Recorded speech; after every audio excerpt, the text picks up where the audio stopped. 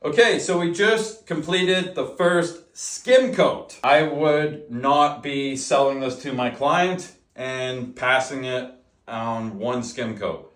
I personally like to do 2 skim coats when I'm doing a textured ceiling like this. Gets rid of a lot of the imperfections, it helps flatten it. You also got to keep in mind that you're going to be sanding this when you're done.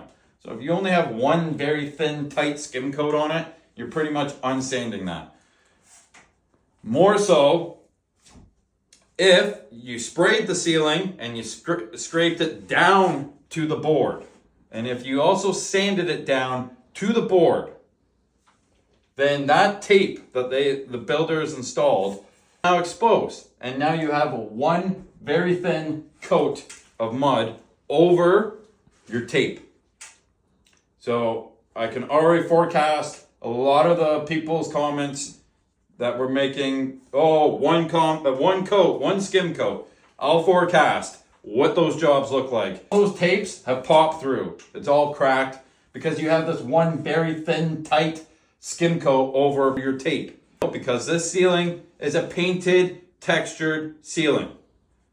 So again, by running sanders over it with a low grit, or wet it and scrape it, you're still going to have texture. And all that texture still wouldn't come off entirely. And then you're going to do one skim coat.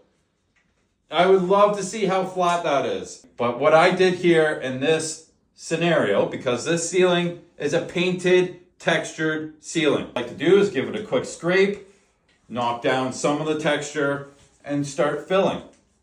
Fill all the texture.